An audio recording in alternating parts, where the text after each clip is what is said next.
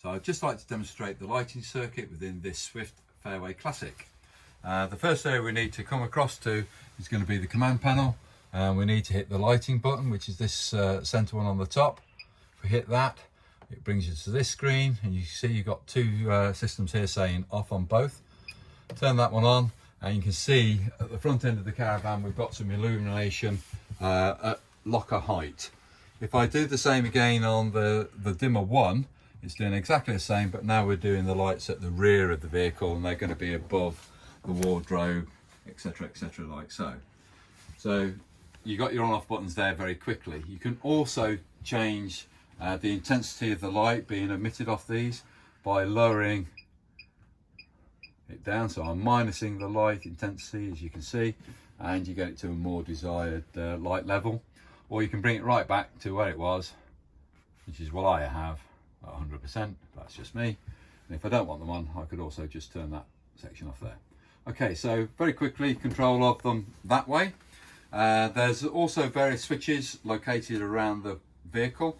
The first one is as we come inside the door on the right hand side, it's a little rocker switch. So it's not on off position, it's a rocker switch. You press it in at the bottom and that's it. And what that's done is turned on the overhead locker lights now in the kitchen area. Yeah. It also turns on this little downlighter, which is located just to the right hand side of the entrance door, just to light up this area here. And this is one position where a TV would go, but I'll come back to that in a moment.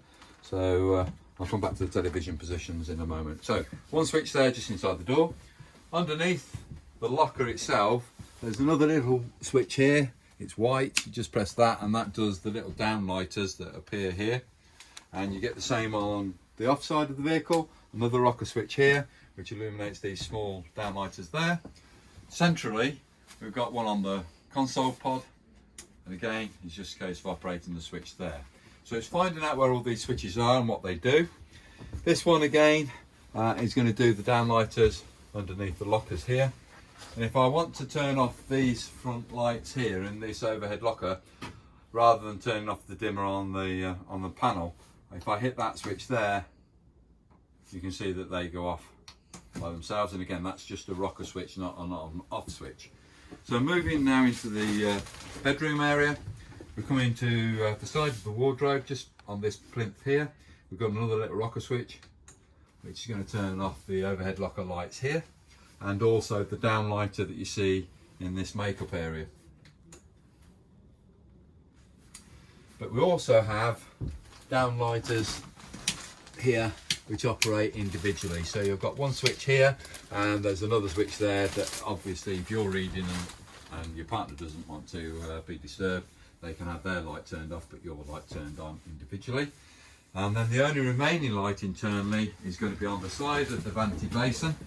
It's another little rocker switch that we see down here, and it's just to the side, and it's just to turn these downlighters on. There's 3 of them here.